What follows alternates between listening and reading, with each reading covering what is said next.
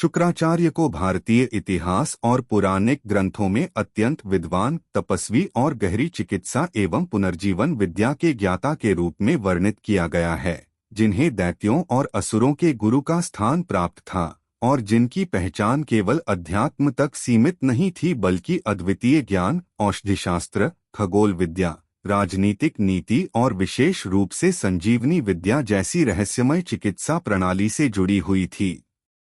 विभिन्न दार्शनिक संहिताओं में वर्णित है कि शुक्राचार्य भृगु ऋषि के पुत्र थे, जिनकी शिक्षा प्रारंभ से ही अत्यंत कठोर तप, विशिष्ट वनस्पति अध्ययन और ऋग्वैदिक चिकित्सा पद्धतियों की गहरी समझ पर आधारित थी, जबकि उनकी संजीवनी विद्या की पहचान सबसे अधिक महाभारत, शतपथा ब्राह्मण, देवी भगवता और कई स्मृति ग्रंथों में दर्ज घटनाओं से जुड़ी दिखाई देती है, जहां यह उल्लेख मिलता है कि युद्ध के दौरान दैत्य पक्ष में घायल योद्धाओं को अचानक पुनर्जीवित कर दिया जाता था और यह कार्य किसी साधारण योग, मंत्र या साधना के कारण नहीं बल्कि एक अत्यंत व्यवस्थित प्राचीन चिकित्सा तकनीक के कारण संभव बताया गया, जिस तकनीक का मूल शुक्राचार्य के गहन अध्ययन, विभिन्न औषधीय तत्वों की पहचान, जीवन संरचना और शरीर की प्राणिक प्रणाली के विश्लेषण में निहित बताया गया है। प्राचीन ग्रंथों में इस विद्या की शुरुआत का संकेत तब मिलता है जब शुक्राचार्य ने अपने गुरु अंगिरा के संरक्षण में रहकर कठिन विद्याओं का अध्ययन किया, लेकिन उन्हें अपनी जिज्ञासा के अनुरूप वह ज्ञान नहीं मिला, जिसके कारण उन्होंने शिव की उपासना की, घोर तपस्या की और कई वर्षों के बाद उन्हें वह विशेष विद्या प्राप्त हुई जिसे कई ग्रंथ मृत संजीवनी या जीवन प्रत्यावर्तन विद्या के नाम से वर्णित करते हैं। इस विद्या के शुरू होने का वास्तविक आधार इस तथ्य में मिलता है कि शुक्राचार्य ने केवल आध्यात्मिक ध्यान या यंत्र मंत्र से इसे नहीं सीखा, बल्कि उन्होंने हिमालय के विशेष क्षेत्रों में पाई जाने वाली दुर्लभ औषधियों, जड़ी बूटियों और उनके संयोजन, शरीर में रक्तचाप, श्वास प्रवाह, धमनियों के कार्य और चेतना के सूक्ष्म स्तरों का गहरा अध्ययन किया था, जिससे यह समझ आता है कि यह विद्या किसी गूढ़ चमत्कार से अधिक एक उन्नत वैज्ञानिक प्रक्रिया थी जिसका उपयोग केवल विशिष्ट परिस्थितियों में किया जा सकता था। इसी कारण इतिहासकार यह मानते हैं कि संजीवनी विद्या की शुरुआत असल में युद्धकालीन चिकित्सा अनुसंधान से हुई, जिसमें जीवन को पुनः सक्रिय करने के लिए विशेष जड़ी बूटियां, उन्नत श्वसन तकनीक, ऊर्जा संशोधन और मंत्र के रूप में कोडेड निर्देश शामिल थे, जैसे आज आधुनिक चिकित्सा में सीपीआर, इलेक्ट्रोशॉक, स्टेम रिजनरेशन और ट्रॉमा रिकवरी के लिए गाइडलाइंस होते हैं। वैसे ही प्राचीन काल में मरणासन्न अवस्था को पहचानने, प्राण प्रवाह को स्थिर रखने, शरीर की ऊर्जाओं को पुनः संतुलित करने और असुर योद्धाओं को पुनर्जीवित करने के लिए एक सुव्यवस्थित प्रणाली थी जिसका केंद्र बिंदु शुक्राचार्य थे। इन सभी तथ्यों को जोड़कर देखा जाए तो शुक्राचार्य केवल एक धार्मिक पात्र नहीं थे बल्कि एक प्राचीन वैज्ञानिक, चिकित्सक, शोधकर्ता और पुनर्जीवन विज्ञान के सबसे प्रारंभिक ज्ञाता थे, जिनकी विद्या की जड़ें हजारों वर्ष पुराने औषधीय ज्ञान, हिमालयी वनस्पतियों के रहस्य और मानवीय जीवन प्रक्रियाओं की गहरी समझ में छिपी हुई थीं। और इसी से संजीवनी विद्या की शुरुआत का स्पष्ट ऐतिहासिक और वैज्ञानिक आधार मिलता है। संजीवनी विद्या को अक्सर चमत्कारी पुनर्जीवन शक्ति के रूप में प्रस्तुत किया गया है, लेकिन यदि प्राचीन ग्रंथों, आयुर्वेदिक सूत्रों, वैदिक चिकित्सा पद्धतियों और आर्कियोलॉजिकल तथा बॉटैनिकल शोधों को एक साथ जोड़ा जाए तो यह स्पष्ट रूप से दिखाई देता है कि यह विद्या किसी जादुई शक्ति पर आधारित नहीं थी बल्कि एक अत्यंत उन्नत प्राचीन चिकित्सा विज्ञान का विकसित रूप थी, जिसमें शरीर के पुनर्जीवन, कोशिकीय सक्रियण, प्राण प्रवाह संतुलन और दुर्लभ औषधीय संयोजनों का व्यवस्थित उपयोग शामिल था। महाभारत, रामायण, शिव पुराण, श्रीमद् देवी भागवत और भृगु संहिता जैसे स्रोतों में यह संकेत मिलता है कि संजीवनी विद्या के माध्यम से केवल मृत योद्धाओं को ही नहीं बल्कि अत्यंत गंभीर रूप से घायल, चेतनाहीन, श्वसरुद्ध और रक्त संचार रुके व्यक्तियों को पुनः जीवन योग्य अवस्था में वापस लाया जाता था, और यह क्रिया कई चरणों से होकर गुजरती थी। पहले प्राण मार्गों को सक्रिय करना, फिर शरीर में सूक्ष्म ऊर्जाओं का संतुलन करना, उसके बाद विशिष्ट जड़ी बूटियों के अर्क या रासायनिक योगों को शरीर में प्रवेश कराना और अंत में मंत्र या ध्वनि आधारित निर्देशों के माध्यम से शारीरिक प्रतिक्रिया को तेज करना, ठीक वैसे ही जैसे आधुनिक चिकित्सा में CPR, defibrillation, ventilatory support, herbal pharmacology और सेल रिजनरेशन तकनीक साथ मिलकर जीवन बचाती हैं। विद्वानों का कहना है कि प्राचीन काल में मृत शब्द का अर्थ हमेशा पूर्ण मृत्यु नहीं होता था, बल्कि उसे कई बार क्लिनिकल डेथ या प्राणशिथिल अवस्था के लिए भी प्रयोग किया जाता था, जिससे यह समझ आता है कि संजीवनी विद्या वास्तविक रूप से उन परिस्थितियों में कार्य करती थी जहां व्यक्ति का शरीर अभी भी पुनः सक्रिय होने की क्षमता रखता था। इसी कारण कई आयुर्वेदिक ग्रंथों में मृत संजीवनी शब्द को उद्भासित प्राण शक्ति से जोड़ा गया है, न कि पूर्ण मृत्यु से। आयुर्वेद में रसायना तंत्र एक ऐसा भाग है जिसमें शरीर को पुनर्जीवित करने, कोशिकाओं को पुनः सक्रिय करने और वृद्धावस्था या गंभीर बीमारी से शरीर को बाहर निकालने की बातें दर्ज हैं, और यही रसायना तंत्र संशोधित, विकसित और उच्चतम स्तर पर शिव द्वारा शुक्राचार्य को दी गई विद्या का प्रारंभिक रूप माना जाता है। चरका संहिता और सुश्रुता संहिता में कई ऐसे वर्णन मिलते हैं जिनमें शरीर की क्षतिग्रस्त ऊतकों की मरम्मत, रक्त प्रवाह बहाल करने वाली औषधियों, चेतना लौटाने वाली जड़ी बूटियों और जीवन शक्ति बढ़ाने वाले रसायनों का विवरण मिलता है। इन सभी विवरणों को आधुनिक विज्ञान के साथ तुलना करने पर समझ आता है कि संजीवनी विद्या एक व्यवस्थित मेडिकल साइंस थी जिसमें diagnosis, herbal pharmacology, tissue revival, श्वसन पुनर्संचालन और ऊर्जा संतुलन शामिल था। यह भी बताया गया है कि संजीवनी विद्या किसी एक औषधि का नाम नहीं था, बल्कि एक प्रोटोकॉल था, एक पूर्ण प्रक्रिया, एक श्रृंखला जिसमें दुर्लभ पर्वतीय जड़ी बूटियां, अमृतर्स के नाम से ज्ञात रसौषधियां, विशेष ध्वनि कंपन मंत्र, कंट्रोल्ड ब्रीदिंग टेक्निक्स और पुनर्जीवन के लिए आवश्यक शारीरिक दबाव शामिल थे। इस विद्या को इतना उन्नत माना गया कि असुरों के युद्ध में इसकी सहायता से बड़ी संख्या में योद्धा वापस लौट आते थे, जिससे देवताओं को भी कई बार रणनीति बदलनी पड़ती थी। आज के वैज्ञानिक शोधकर्ताओं का मानना है कि यदि यह विद्या वास्तव में अस्तित्व में थी तो यह न केवल एक पुनर्जीवन तकनीक थी बल्कि एक complete ancient emergency medical system थी जो आधुनिक trauma care, critical care, herbal pharmacology और न्यूरोलॉजिकल एक्टिवेशन के बराबर या उससे भी उन्नत स्तर पर कार्य करती थी। इसलिए संजीवनी विद्या को केवल रिसरेक्शन या चमत्कार कह देना अधूरा है। यह एक एडवांस्ड प्राचीन चिकित्सा विज्ञान था जिसमें शरीर, प्राण, ध्वनि, औषधि और ऊर्जा विज्ञान का गहरा तालमेल शामिल था। और यही कारण है कि आज भी वैज्ञानिक और इतिहासकार इस विद्या को एक खोया हुआ मेडिकल टेक्नोलॉजी मानते हैं जो अपने समय से हजारों वर्ष आगे थी। शुक्राचार्य के गुरु कौन थे और शुक्र नीति तथा मृत संज्ञा विद्या की वास्तविक पृष्ठभूमि क्या थी, यह समझने के लिए प्राचीन वैदिक ग्रंथों, ब्राह्मण साहित्य, पुराणों और नीतिशास्त्र से जुड़े श्लोकों का विश्लेषण आवश्यक है, क्योंकि विभिन्न स्रोतों में शुक्राचार्य की शिक्षा यात्रा को कई चरणों में वर्णित किया गया है। सबसे पहले ऋग्वैदिक परंपरा में उनके गुरु के रूप में ऋषि अंगिरा का नाम उल्लेखित है, जो ब्रह्मा के मनस पुत्र माने जाते थे और जिनकी पहचान खगोल विद्या, ज्योतिष, विविध मंत्रों, यज्ञ विज्ञान और दार्शनिक ज्ञान के लिए प्रसिद्ध थी। परंतु यह भी तथ्य है कि अंगिरा ऋषि देवताओं के पक्षधर थे जबकि शुक्राचार्य असुरों के कुल गुरु बने, और इसी वैचारिक विरोध के कारण उनके संबंधों में मतभेद उभरे, जिसके चलते कई ग्रंथों में वर्णन मिलता है कि अंगिरा ऋषि अपने पुत्र बृहस्पति को शिक्षण में अधिक प्राथमिकता देते थे तथा शुक्राचार्य को वह ज्ञान नहीं मिलता था जिसकी उन्हें खोज थी, विशेषकर जीवन ऊर्जा, औषधि, दुर्लभ वनस्पतियां और पुनर्जीवन जैसे जटिल क्षेत्रों से संबंधित विद्याएं। और इसी ज्ञान पिपासा के कारण शुक्राचार्य ने अपनी शिक्षा का दूसरा महत्वपूर्ण चरण आरंभ किया, कई पुराणों, खासकर देव भागवत, कूर्म पुराण और ऋषि वंशावलियों में उल्लेख मिलता है कि ज्ञान प्राप्ति में बाधाओं के कारण शुक्राचार्य ने शिव की उपासना की, कठोर तप किया और अंततः शिव उनके वास्तविक गुरु बने। शिव ने ही उन्हें वह विशेष विद्या प्रदान की जिसे मृत संज्ञा विद्या, मृत संजीवनी, जीवन प्रत्यावर्तन विद्या और कई स्थानों पर पुनरुत्थान विद्या के रूप में दर्ज किया गया है। यह विद्या केवल किसी चिकित्सकीय औषधि तक सीमित नहीं थी, बल्कि यह शरीर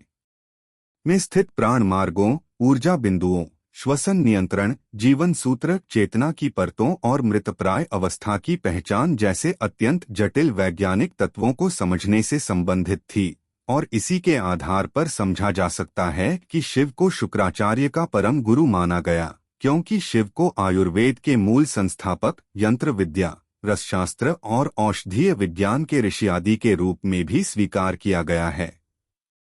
शुक्राचार्य द्वारा रचित शुक्र नीति या शुक्र नीतिसार में भी यह स्पष्ट संकेत मिलता है कि उनकी शिक्षा केवल युद्ध या शासन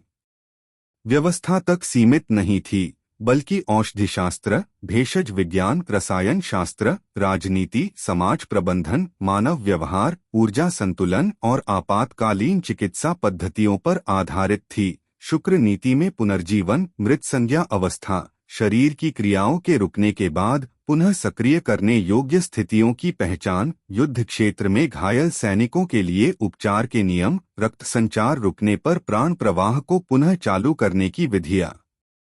पर्वतीय औषधियों के महत्व और रसायन विद्या के रहस्यों के संकेत मिलते हैं, जिससे पता चलता है कि यह नीति केवल राजनीतिक मार्गदर्शन नहीं बल्कि वैज्ञानिक और चिकित्सा संबंधी जानकारी का भी भंडार थी। मृत संज्ञा विद्या शब्द का प्रयोग अनेक ग्रंथों में उस अवस्था के लिए किया गया है जिसमें व्यक्ति बाहरी रूप से मृत दिखाई देता है, लेकिन शरीर के कुछ हिस्सों में जीवनधारा शेष रहती है। और इसी आधार पर शुक्राचार्य ने इस विद्या को एक व्यवस्थित प्रक्रिया के रूप में विकसित किया, जिसमें पहले जीवन प्रवाह की सूक्ष्म जांच, फिर जड़ी बूटियों के विशिष्ट अर्क का प्रयोग, उसके बाद मंत्र के रूप में ध्वनि आवृत्तियों द्वारा तंत्रिका प्रणाली को सक्रिय करना और अंत में ऊर्जा मार्गों को पुनर्जीवित करने की विधि शामिल थी। यह प्रणाली इतनी उन्नत थी कि देवताओं के पक्ष के प्रख्यात गुरु बृहस्पति भी इसे पूरी तरह समझ नहीं पाए थे, और इसी कारण कई ग्रंथों में उल्लेख है कि देवताओं ने अपने रणनीतिक लाभ के लिए शुक्राचार्य की इस विद्या को रोकने हेतु अलग अलग उपाय किए। कुल मिलाकर यह स्पष्ट होता है कि शुक्राचार्य के ज्ञान का मूल स्रोत दो स्तरों पर आधारित था। एक ओर ऋषि अंगिरा से मिले वैदिक ज्ञान और दूसरी ओर शिव द्वारा प्रदान की गई विशेष पुनर्जीवन विद्या, और जब इन दोनों का सम्मिश्रण हुआ तो वह विद्या शुक्रनीति और मृत संज्ञा विद्या के रूप में विकसित हुई, जो भारतीय प्राचीन चिकित्सा विज्ञान का सबसे उन्नत और रहस्यमय स्वरूप कही जाती है। देव असुर संघर्षों में संजीवनी विद्या का वास्तविक उपयोग कितना गहरा था, इसे समझने के लिए विभिन्न पुराणों, ब्राह्मण ग्रंथों, महाभारत और वैदिक साहित्य में दर्ज विवरणों को एक साथ जोड़ना आवश्यक है, क्योंकि यह विद्या केवल किसी रहस्यमय शक्ति या चमत्कारी पुनर्जीवन तक सीमित नहीं थी, बल्कि असुर पक्ष की संपूर्ण युद्ध रणनीति, चिकित्सा व्यवस्था और सैनिक संरचना का सबसे महत्वपूर्ण स्तंभ थी। सबसे प्रामाणिक विवरण देव भागवत, विष्णु पुराण, पद्म पुराण, कूर्म पुराण और शतपथ ब्राह्मण में मिलता है, जहां स्पष्ट रूप से उल्लेख है कि जब असुर देवताओं से युद्ध करते थे, तब उनके मृतप्राय सैनिकों को युद्धभूमि से हटाकर एक सुरक्षित क्षेत्र में ले जाया जाता था, जहां शुक्राचार्य अपनी खास विद्या मृत संज्ञा पुनर्जीवन प्रक्रिया का प्रयोग करते थे। और यही कारण था कि असुरों की सेना बार बार जीवित होकर युद्ध में वापस आ जाती थी, जिससे देवताओं की सेना संख्या और रणनीति दोनों ही स्तर पर कमजोर होने लगती थी। कई ग्रंथों में यह भी दर्ज है कि शुक्राचार्य का यह ज्ञान इतना प्रभावी था कि देवताओं के लिए विजय लगभग असंभव बन गई थी, क्योंकि असुर भले ही कितनी ही बार घायल हो या मृत्यु के करीब पहुंच जाए, लेकिन संजीवनी प्रक्रिया उन्हें पुनः सक्रिय कर देती थी, जिससे युद्ध की शक्तिस्मता टूट जाती थी। विष्णु पुराण में एक प्रसंग आता है जिसमें असुरों की पराजय तब भी निश्चित नहीं हो पाती थी जब देवसेना उन्हें गंभीर रूप से घायल कर देती थी, क्योंकि शुक्राचार्य अपनी जड़ी बूटियों, रस औषधियों और प्राण पुनर्जीवन मंत्रों के माध्यम से उन्हें फिर खड़ा कर देते थे। शतपथ ब्राह्मण और महाभारत के शांति पर्व में मृत संज्ञा अवस्था का उल्लेख है, जहां सैनिक बाहरी रूप से मृत दिखाई देते हैं लेकिन उनके शरीर में सूक्ष्म जीवन शक्ति शेष रहती है, और इस अवस्था को पहचानकर शुक्राचार्य उन्हें पुनर्जीवन प्रक्रिया के योग्य मानते थे। युद्धों के दौरान उनके पास विशिष्ट औषधियों का संग्रह होता था, जिनमें हिमालयी क्षेत्र की दुर्लभ वनस्पतियां, उच्च प्रभाव वाले रस और शरीर की नाड़ियों को पुनः सक्रिय करने वाली जड़ी बूटियां शामिल थीं। और सबसे महत्वपूर्ण यह कि यह सब एक व्यवस्थित चिकित्सीय क्रम में किया जाता था, न कि किसी चमत्कार की तरह। कई ग्रंथों के अनुसार शुक्राचार्य द्वारा किया जाने वाला पुनर्जीवन एक चरणबद्ध प्रक्रिया थी। पहले सैनिक की नाड़ी, हृदय गति और प्राण ऊर्जा की जांच, फिर विशिष्ट रसौषधि का सेवन या शरीर पर लेप, उसके बाद मंत्र के रूप में ध्वनियावृत्तियों का प्रयोग और अंत में श्वसन और ऊर्जा प्रवाह को सक्रिय करने की क्रिया। और यह पूरी प्रक्रिया उस समय के असुर चिकित्सा केंद्रों में व्यवस्थित रूप से चलती थी। देवी भागवत में एक और उल्लेख मिलता है जहां कहा गया है कि देवताओं ने अपनी रणनीति में परिवर्तन केवल इसलिए किया क्योंकि शुक्राचार्य की संजीवनी विद्या असुरों को बार बार जीवित कर देती थी, और देवताओं के कई प्रयास इस विद्या को रोकने में विफल हुए। बृहस्पति के पुत्र कच्छ की कथा भी इसी संघर्ष का हिस्सा है, जहां देवताओं ने यह समझा कि संजीवनी विद्या का रहस्य जब तक उनके हाथ नहीं आएगा तब तक युद्ध में संतुलन नहीं बन सकता, और इसी कारण कच्छ को शुक्राचार्य के पास भेजा गया, जिसने वर्षों तक इस विद्या का अध्ययन किया। यह घटना साबित करती है कि संजीवनी विद्या देव असुर संघर्षों में सिर्फ एक स्किल नहीं बल्कि युद्ध का निर्णायक कारक बन चुकी थी। अनेक ग्रंथों में स्पष्ट उल्लेख है कि असुरों की पुनरावृत्ति के कारण देवताओं को हर युद्ध में चौकन्ना रहना पड़ता था, क्योंकि मृत सैनिकों की संख्या अधिक होने पर भी वे थोड़ी देर बाद फिर से सक्रिय होकर युद्ध में उतर आते थे। अथर्ववेद में भी शरीर पुनरुत्थान संबंधी मंत्र और जड़ी बूटियों का उल्लेख मिलता है, जो यह संकेत देता है कि उस काल में युद्धकालीन चिकित्सा का विकास अत्यंत उन्नत स्तर पर था। कुल मिलाकर इन सभी ग्रंथीय साक्ष्यों को जोड़ने पर स्पष्ट रूप से दिखाई देता है कि संजीवनी विद्या का उपयोग देव असुर संघर्षों में किसी चमत्कार की तरह नहीं बल्कि एक स्ट्रक्चर्ड मिलिट्री मेडिकल टेक्नोलॉजी की तरह किया गया, जहां चिकित्सा, औषधि, जड़ी बूटियां, ऊर्जा विज्ञान और मंत्र विज्ञान एक साथ मिलकर असुरों को पुनर्जीवन क्षमता प्रदान करते थे। और यही कारण है कि यह विद्या प्राचीन काल के सबसे रहस्यमय और उन्नत चिकित्सा प्रणालियों में से एक मानी जाती है। शुक्राचार्य का शरीर विज्ञान ज्ञान, आयुर्वेद की गहरी समझ, दुर्लभ हर्बल मेडिसिन का प्रयोग और रसायन विद्या में उनकी दक्षता वैदिक युग के सबसे उन्नत वैज्ञानिक दर्शन का प्रतिनिधित्व करती है, क्योंकि प्राचीन ग्रंथों में उनके ज्ञान को केवल आध्यात्मिक या मंत्र आधारित विद्या नहीं कहा गया बल्कि एक व्यवस्थित मेडिकल साइंस बताया गया है, जो शरीर, चेतना, प्राण, कोशिकीय ऊर्जा और प्राकृतिक औषधियों के तालमेल पर आधारित था। महाभारत,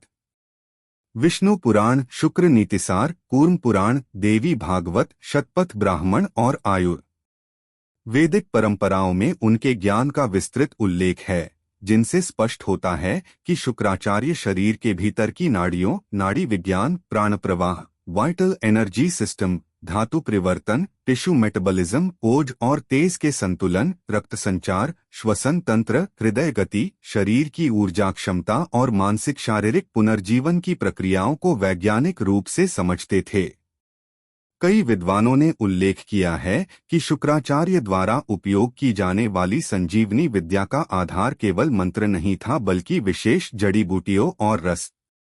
औषधियों पर आधारित था, जिन्हें वे पर्वतीय, भूमिगत और दुर्लभ क्षेत्रों से एकत्र करते थे और उन पर रासायनिक प्रक्रिया द्वारा उनका प्रभाव कई गुना बढ़ाते थे। यही वजह है कि उन्हें भारतीय रसायन विद्या का प्रथम व्यवस्थित आचार्य भी कहा जाता है। रसायन विद्या, रसायना तंत्र आयुर्वेद का वह भाग है जो शरीर को पुनर्जीवित करने, ताकत बढ़ाने, बीमारियों के बाद की रिकवरी तेज करने,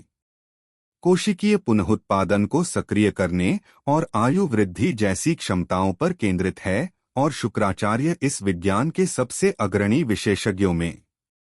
से माने जाते हैं। उनके द्वारा उपयोग की जाने वाली औषधियों में जीवनी शक्ति बढ़ाने वाले रस, मूर्छानाशक औषधियाँ, मृत संज्ञा अवस्था से बाहर निकालने वाले भेषज, रक्त संचार पुनर्संचालित करने वाले अर्क, नाड़ी जागरण योग और शरीर की तंत्रिका प्रणाली को सक्रिय करने वाली दुर्लभ वनस्पतियां शामिल थीं। विष्णु पुराण में उल्लेख है कि शुक्राचार्य पर्वतीय क्षेत्रों की गहन यात्रा करते थे जहां विशेष प्रकार की औषधियां पाई जाती थीं,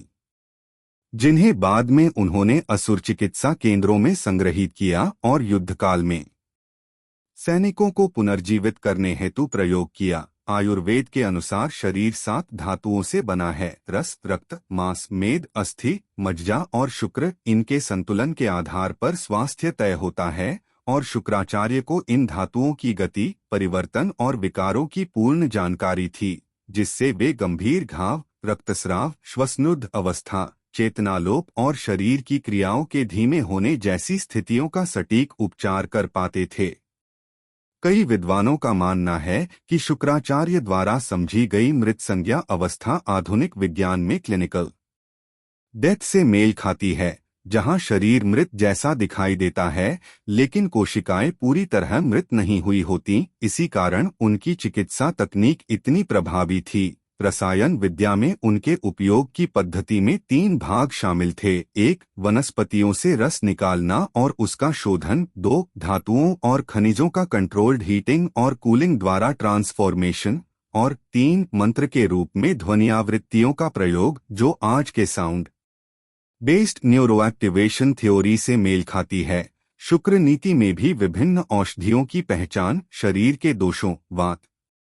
पित्त, कफ के असंतुलन के उपचार और जीवन पुनर्जीवन से जुड़े नियमों का उल्लेख मिलता है। वह शरीर के अत्यंत सूक्ष्म स्तर पर होने वाली प्रक्रियाओं जैसे नाड़ी संचालन, तंत्रिका विद्युत संकेत, रक्तगति, धातु परिवर्तन और ओज की रक्षा को समझते थे, जो उस काल के लिए अत्यंत उन्नत वैज्ञानिक ज्ञान था। उनके द्वारा दी गई कई विधियां बाद में आयुर्वेद के रसायन चक्र, पंचकर्म, नाड़ी विज्ञान और भेषज शास्त्र में समाहित हुई। यह तथ्य भी महत्वपूर्ण है कि प्राचीन ग्रंथों में शुक्राचार्य को भेषज विद्या, मेडिकल साइंस, जंगमभिषक, बोर मेडिक, रसायनाचार्य, मास्टर केमिस्ट, धातु विद्यार्थी, मेटलर्जी एक्सपर्ट और नाड़ी विशेषज्ञ जैसे उपाधियों से संबोधित किया गया है, जिससे स्पष्ट है कि उनका ज्ञान केवल पुनर्जीवन तक सीमित नहीं था, बल्कि वह चिकित्सा और शरीर विज्ञान के सभी प्रमुख क्षेत्रों को कवर करता था। कुल मिलाकर शुक्राचार्य का शरीर विज्ञान ज्ञान यह दर्शाता है कि प्राचीन भारत में एक अत्यंत उन्नत और ऑर्गेनाइज्ड मेडिकल साइंस मौजूद था, जो आज के modern trauma care, herbal pharmacology, cellular regeneration, mineral therapy, neuro activation और इमरजेंसी मेडिसिन के बराबर या उससे अधिक उन्नत हो सकता है, और इसी कारण उनका ज्ञान आज भी सबसे रहस्यमय और वैज्ञानिक रूप से रोचक माना जाता है। प्राचीन भारतीय ग्रंथों में वर्णित मृता संजीवनी मंत्र को अगर हम केवल धार्मिक कथा मानकर छोड़ दें तो यह मानव इतिहास की सबसे असाधारण विद्या का रूप बनकर सामने आता है। लेकिन जब इसे विश्लेषणात्मक, वैज्ञानिक और दार्शनिक दृष्टिकोण से देखने की कोशिश की जाती है तो यह समझ आता है कि शायद यह मंत्र केवल कोई आध्यात्मिक जप नहीं था, बल्कि एक अत्यंत उन्नत कोडेड साइंस था, जिसे उस समय की भाषा, छंद, ध्वनि और औषधीय ज्ञान के ऐसे मिश्रण के रूप में छिपाया गया था जिसे केवल उच्च स्तर की साधना, समझ और प्रशिक्षण वाला व्यक्ति ही डिकोड कर सकता था। कई संस्कृत विद्वान और इतिहासकार मानते हैं कि मंत्र शब्द का अर्थ जादुई शब्दों से कहीं आगे है। मंत्र वास्तव में एक प्रीसाइसली डिजाइंड वाइब्रेशनल फॉर्मूला होता है, जिसमें हर अक्षर, हर ध्वनि, हर उच्चारण एक स्पेसिफिक फ्रीक्वेंसी पैदा करता है, और यह फ्रीक्वेंसी शरीर की कोशिकाओं, नसों, ऊर्जा मार्गों और मानसिक तरंगों पर गहरा प्रभाव डाल सकती है। यदि मृता संजीवनी मंत्र को इसी आधार पर समझा जाए तो यह संभव है कि इसमें ऐसी फ्रिक्वेंसीज या साउंड कोड्स का संयोजन था जो रेयर हर्ब्स के साथ मिलकर शरीर के डैमेज्ड टिश्यूज को रिजेनरेट करने, ऑक्सीडेशन प्रोसेस को स्लो करने और क्रिटिकल बॉडीली फंक्शंस को रिएक्टिवेट करने में मदद करता था। यह विचार केवल कल्पना नहीं है, आधुनिक विज्ञान भी अब इसी दिशा में बढ़ रहा है। आज sound resonance therapy, binaural frequency healing, ultrasonic tissue repair, cellular bioresonance, epigenetic reprogramming और इलेक्ट्रोमैग्नेटिक सेल्यूलर स्टिम्युलेशन जैसे विषयों पर गंभीर शोध चल रहा है, जिनका आधार यही है कि स्पेसिफिक वाइब्रेशंस शरीर की कोशिकाओं के डीएनए एक्सप्रेशन, न्यूरल कम्युनिकेशन और सेल्यूलर रिजेनरेशन को प्रभावित कर सकती हैं। इसके अलावा आज की एडवांस्ड मेडिकल साइंस में stem cell activation, molecular reconstruction, nano robots और ऑर्गन रिवाइवल एक्सपेरिमेंट्स यह साबित कर रहे हैं कि डेड टिश्यूज को रिवाइव करना संभव है, बशर्ते सही बायोकेमिकल और इलेक्ट्रिकल एनवायरनमेंट क्रिएट किया जाए। इसी दृष्टिकोण से कई वैज्ञानिक मानते हैं कि प्राचीन काल का मंत्र विज्ञान शायद एक प्रकार का एन्कोडेड प्रोटोकॉल रहा होगा, जिसमें ध्वनि, श्वास, ध्यान की अवस्था और औषधीय रसों का ऐसा संयोजन था जो क्रिटिकल सर्वाइवल फंक्शंस को रिएक्टिवेट करने के लिए डिजाइन किया गया था।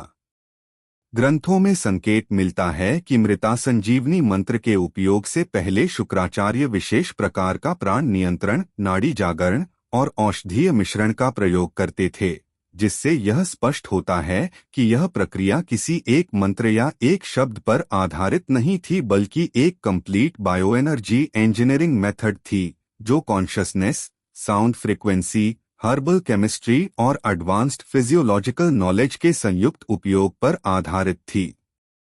यदि हम आधुनिक न्यूरोसाइंस देखें तो यह समझ आता है कि साउंड फ्रीक्वेंसी न्यूरल पाथवेज को एक्टिवेट कर सकती है, वहीं आयुर्वेदा में वर्णित रसायन विद्या शरीर की कोशिकाओं को रेजुवनेट करने के लिए सर्वोच्च स्तर का नॉलेज प्रदान करती थी। यह संभव है कि मृता संजीवनी मंत्र एक प्रकार का मल्टीलेयर्ड कोड हो, एक ऐसा कोड जिसे केवल सही उच्चारण, सही breath pattern, specific mental state और राइट हर्बल प्रेपरेशन के माध्यम से एक्टिवेट किया जा सकता था।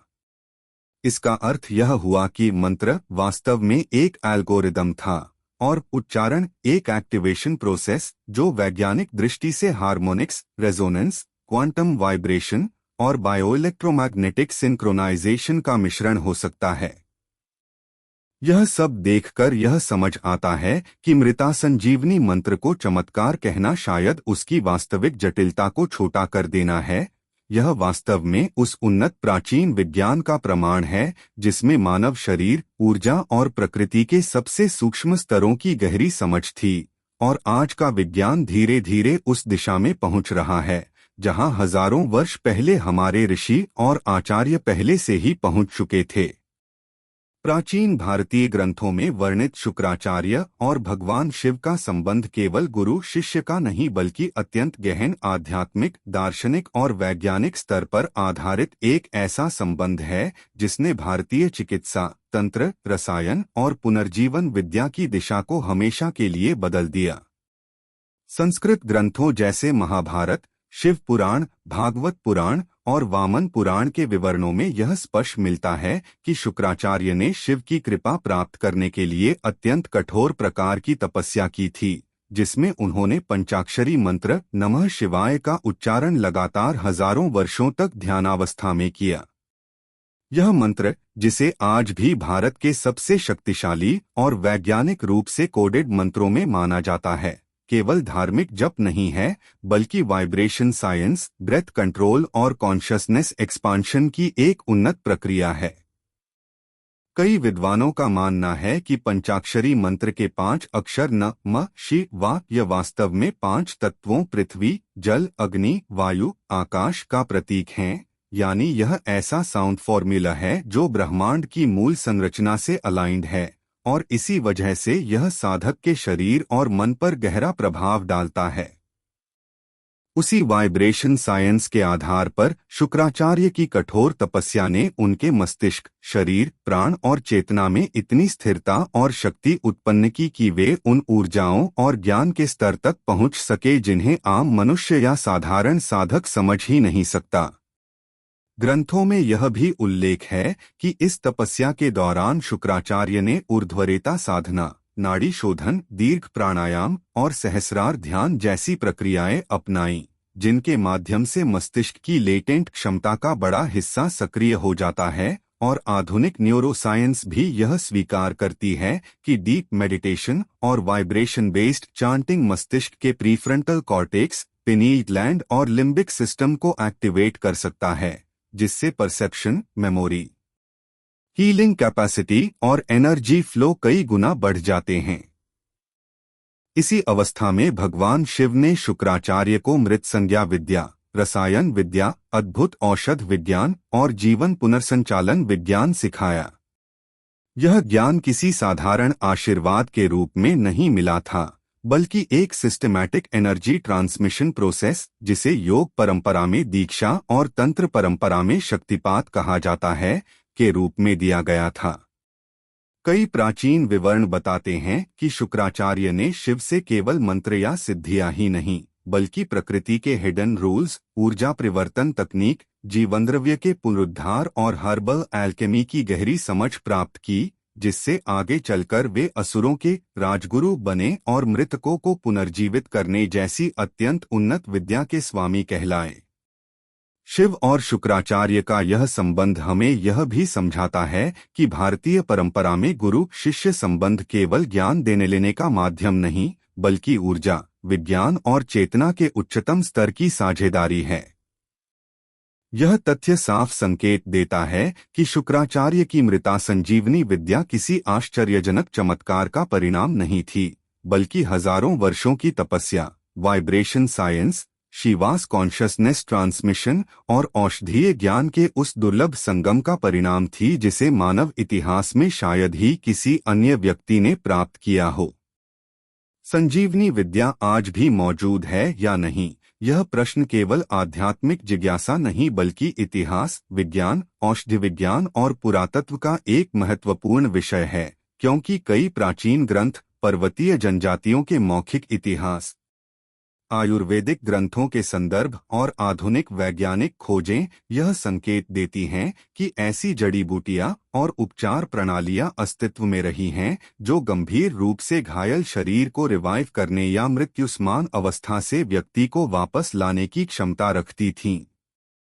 सबसे पहले ऐतिहासिक संदर्भों की बात करें तो रामायण, महाभारत, शिव पुराण, गरुड़ पुराण और चरक संहिता जैसे ग्रंथों में संज्ञास्थापन, प्राण प्रतिस्थापना, नाड़ी जागरण और जीवनस पुनर्संचालन जैसी प्रक्रियाओं के उल्लेख मिलते हैं, जिससे संकेत मिलता है कि यह विद्या केवल एक चमत्कारिक घटना नहीं थी बल्कि एक व्यवस्थित चिकित्सा पद्धति का हिस्सा थी।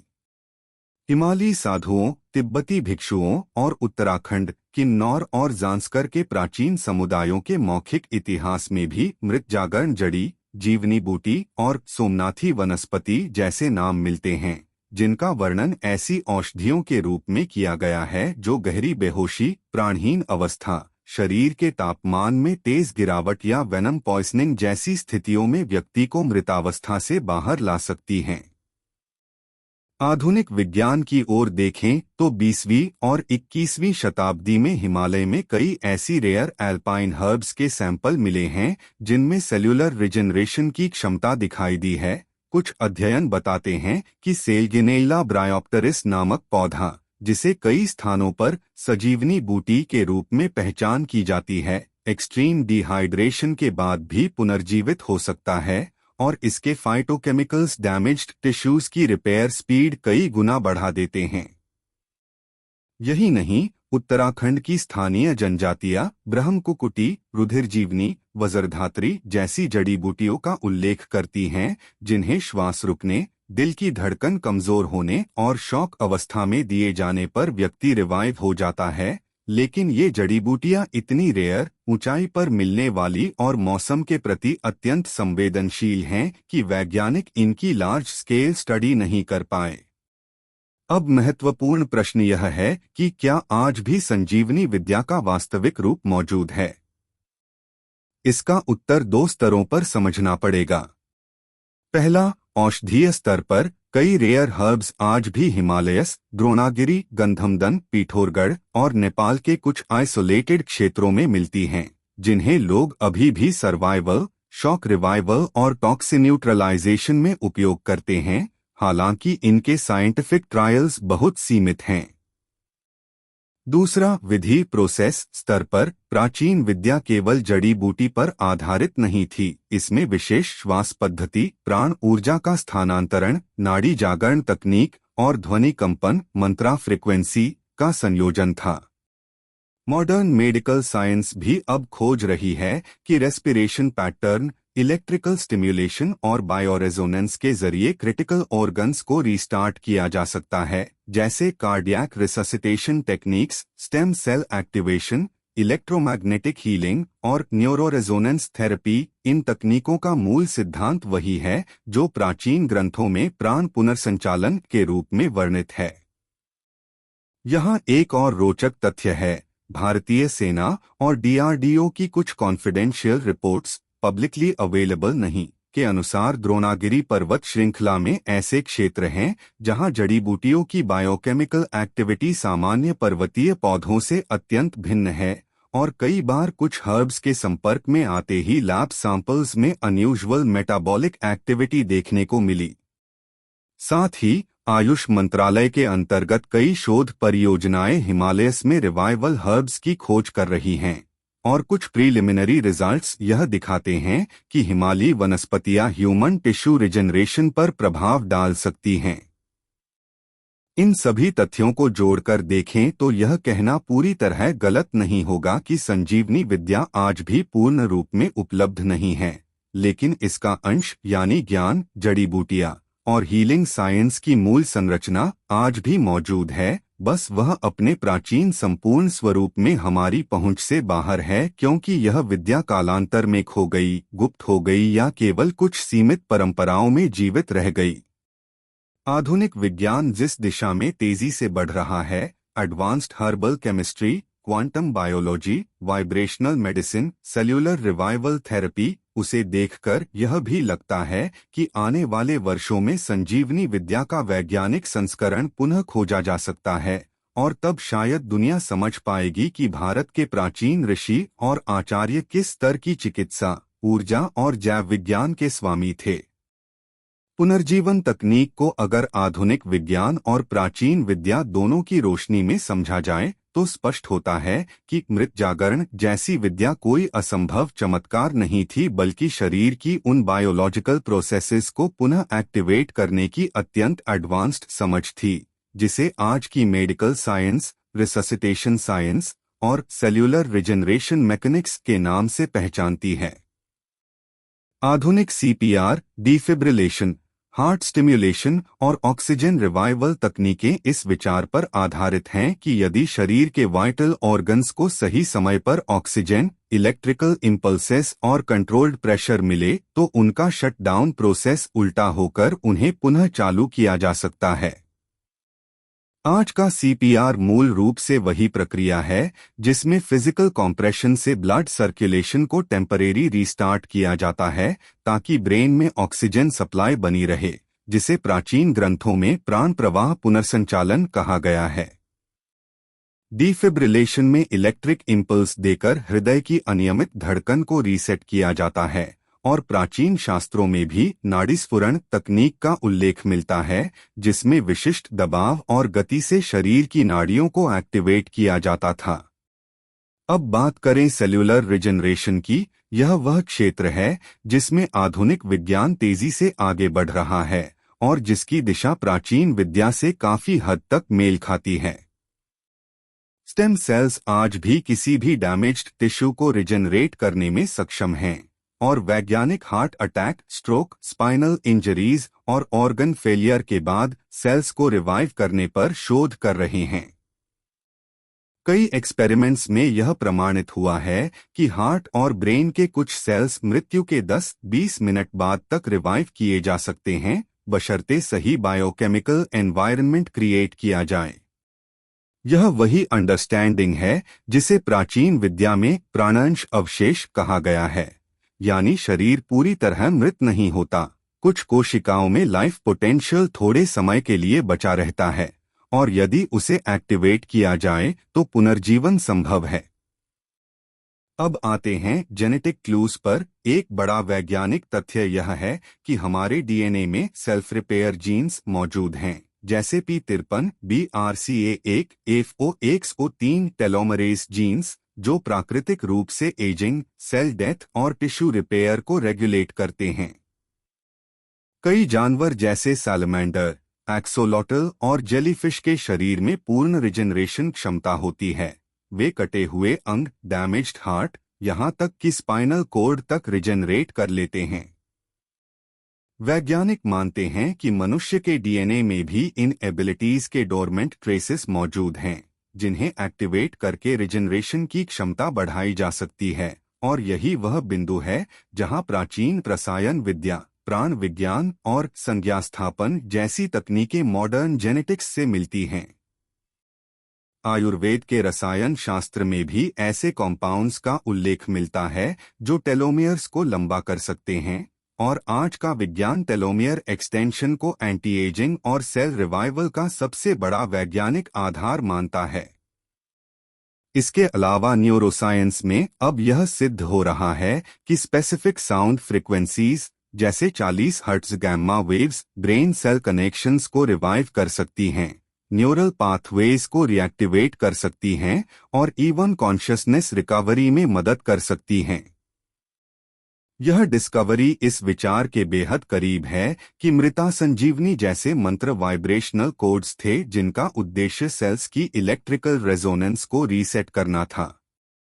इसी तरह कंट्रोल्ड ब्रीदिंग टेक्निक्स, प्राणायाम, ऑक्सीजनेशन को इतना बढ़ा देती हैं कि कई क्रिटिकल ऑर्गन्स शॉक स्थिति से बाहर आ जाते हैं। अर्थात प्राचीन विद्या बॉडीज नेचुरल रिवाइवल पाथवेज को एनहांस करती थी।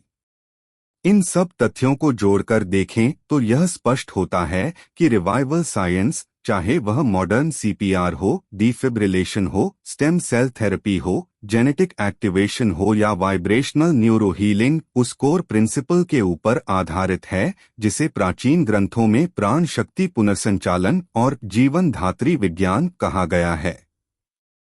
अंतर केवल इतना है कि प्राचीन विद्या हॉलिस्टिक थी, ध्वनि, श्वास, औषधि, ऊर्जा और मन साधना का संयोजन, जबकि आधुनिक विज्ञान इन्हें अलग अलग समझता है। इसलिए यह कहना गलत नहीं होगा कि पुनर्जीवन तकनीक का वैज्ञानिक विश्लेषण यह साबित करता है कि प्राचीन भारत की रिवाइवल साइंसेस केवल कथा नहीं थीं, वे उन एडवांस्ड बायोलॉजिकल, एनर्जेटिक और जेनेटिक अंडरस्टैंडिंग्स पर आधारित थीं जिन्हें आधुनिक विज्ञान अब हजारों वर्ष बाद धीरे धीरे खोज रहा है। शुक्राचार्य की संजीवनी विद्या को लेकर सबसे बड़ा प्रश्न यही है कि यह वास्तव में क्या थी। क्या यह केवल एक मिथक था या यह किसी प्राचीन अत्यंत उन्नत चिकित्सा तकनीक का वास्तविक स्वरूप था जो समय के साथ खो गया। जब हम उपलब्ध ग्रंथों, पुरातात्विक संकेतों, हिमालयी जड़ी बूटियों के वैज्ञानिक परीक्षणों, प्राचीन आयुर्वेद और तंत्र परंपरा के गुप्त सूत्रों तथा मॉडर्न रिससिटेशन व रिजेनरेटिव बायोलॉजी की तेजी से बढ़ती समझ को एक साथ रखते हैं तो यह स्पष्ट रूप से दिखाई देता है कि शुक्राचार्य की विद्या वास्तविकता और विज्ञान के बेहद करीब थी। यह विद्या केवल एक मंत्र या जड़ी बूटी नहीं थी, बल्कि एक ऐसी मल्टीलेयर्ड मेडिकल टेक्नोलॉजी थी जिसमें herbal biochemistry, cellular regeneration, advanced breathing techniques, vibrational science, genetic activation और कॉन्शियसनेस बेस्ड हीलिंग सभी शामिल थे। इसलिए इसे केवल मिथोलॉजी कहकर खारिज करना वैज्ञानिक दृष्टि से भी गलत होगा। सबसे दिलचस्प तथ्य यह है कि मॉडर्न साइंस धीरे धीरे उन्हीं प्रिंसिपल्स को खोज रही है जिनका उपयोग प्राचीन भारत में हजारों वर्षों पहले किया जाता था, जैसे cell revival, brain resuscitation, telomere extension, genetic switches activation, sound frequency therapy, neuroresonance healing और इवन ऑर्गन रिजेनरेशन। यह वही विज्ञान है जिसे प्राचीन आचार्यों ने प्राण पुनर्संचालन, मृत संज्ञा विद्या, नाड़ी जागरण और जीवनिरसायन के रूप में विकसित किया था। इसके अलावा हिमालयस की रेयर एल्पाइन हर्ब्स, जिनमें से कई मृतावस्था जैसी डिहाइड्रेशन के बाद स्वयं रिवाइव हो जाती हैं, इस बात की ओर इशारा करती हैं कि प्राचीन काल में मनुष्य ने प्रकृति की इस क्षमता को समझकर उसे चिकित्सा विज्ञान में शामिल किया था।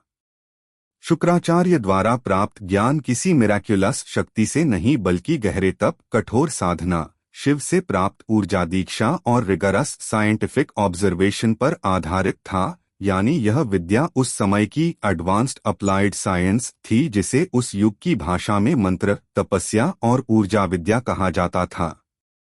लेकिन समय, युद्धों, विदेशी आक्रमणों और ज्ञान परंपराओं के टूटने के कारण यह विद्या धीरे धीरे लुप्त हो गई और आज उसके केवल अंश, कुछ रेयर हर्ब्स, कुछ स्कैटर्ड टेक्निक्स और कुछ क्रिप्टिक मंत्रक ही बचे हैं। इसलिए अंतिम निष्कर्ष यही है कि शुक्राचार्य की विद्या न तो केवल मिथक है, न केवल अध्यात्म और न केवल चिकित्सा, बल्कि यह एक खोया हुआ मेडिकल टेक्नोलॉजी है जो उस समय के मानव ज्ञान की चरम सीमा थी। आज का विज्ञान जिस गति से रिजेनरेशन, वाइब्रेशनल हीलिंग और रिवाइवल टेक्नोलॉजीज की ओर बढ़ रहा है, उसे देखकर यह कहना गलत नहीं होगा कि आने वाले वर्षों में दुनिया पुनः वहीं पहुंचेगी जहां भारतीय ऋषि, विशेषकर शुक्राचार्य, हजारों वर्ष पहले पहुंच चुके थे। और तब शायद मानवता समझ पाएगी कि हमारे ग्रंथों में लिखी कहानियां वास्तव में स्टोरीज नहीं बल्कि एनकोडेड साइंटिफिक पेपर्स थीं, जो अपने समय से हजारों वर्ष आगे की सोच और टेक्नोलॉजी को छिपाकर रखे हुए थीं।